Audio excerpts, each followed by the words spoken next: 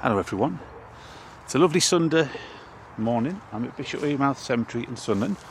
I'm stood right next to the Commonwealth Graves Commission Headstone section in the cemetery. It's a lovely mild autumn morning, bit of sun, a little bit of blue sky. So I've come here to tell the story, the Orphans. Obviously it's a sad story about events that happened in the 1800s. In 1851, two young boys were in Coventry Workhouse. One was Henry Brown and the other was his younger brother David. The mother had passed away a few weeks after giving birth to the young David, and the father was a watchmaker, so I'm guessing by 1851 the father had died and the two young boys were in Coventry Workhouse. Henry somehow ended up going to Durham University and became a Reverend Henry Brown. And he ended up in Sunderland, the Reverend of St Andrew's Church down in Deptford. It's a long gone church, so we're talking sort of around where the Pyrex factory what used to be back in the day. He had a wife called Clarissa and had been married in Westminster.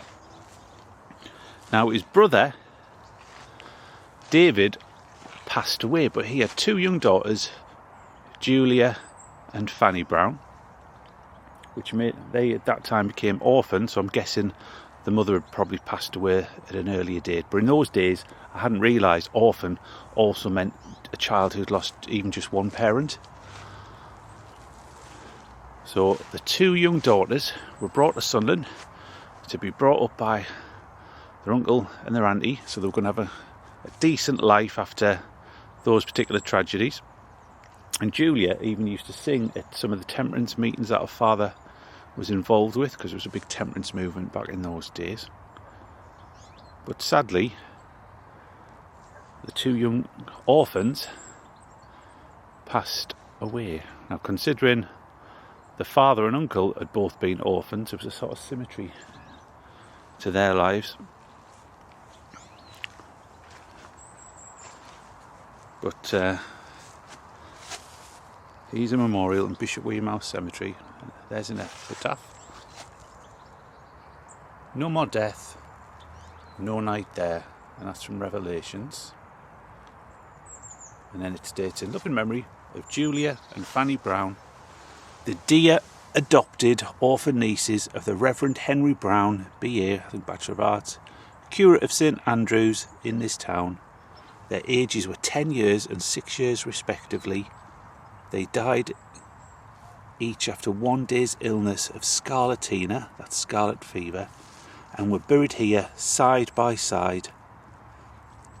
I think that's December the 14th, 1881. So how quickly those two nieces I should say, passed away. I think it had a fatality rate of something like 15 to 25%. And as it says, they were only ill for 1 day.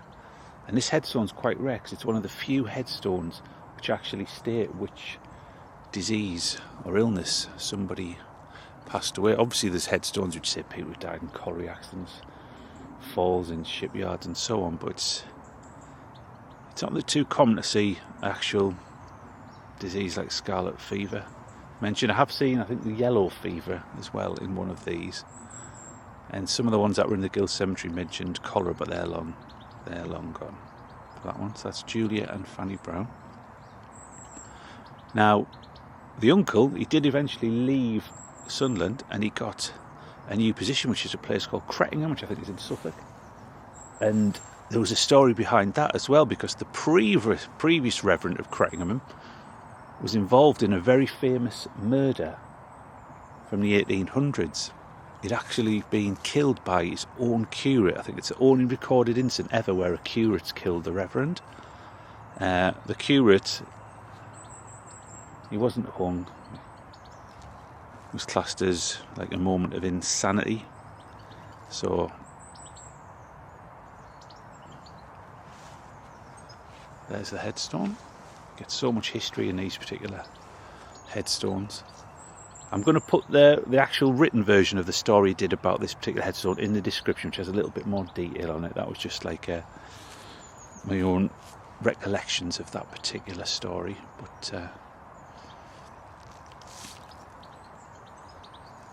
there's so much history in all these. I think out of the whole of all the Sunderland cemeteries, this section, I'm just going to scan round now, round to the chapel, and on the other side of that chapel is probably the area where I've done the most particular stories on. And there's another interesting thing about this particular headstone. It's actually for children. Now, if you go around these cemeteries, you'll see lots of references to children on headstones. But generally, the child isn't actually buried there. This one, the two of them are buried here. But a lot of them are just references. And generally I found that children tended to be buried in like common grounds, like over towards the back of the garden centre, places like that, because if you were going to lose, say, 2, 3, 4, 5, 6, 7 children over the course of a lifetime, you weren't going to be purchasing a grave for each particular one, because if you wanted to put a headstone up, you had to buy the grave. So generally, a lot of the memorials which you see lots of children in, they're not actually buried at that particular spot, and that's one of the problems with things like Find a Grave.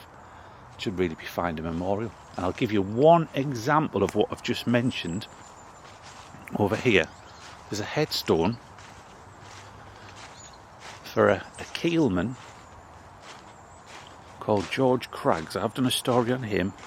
He was a keelman who couldn't drown. He survived 2 drowning accidents on the River Wear, so he was a very lucky man, and I think he had about 17, 18 children over his life.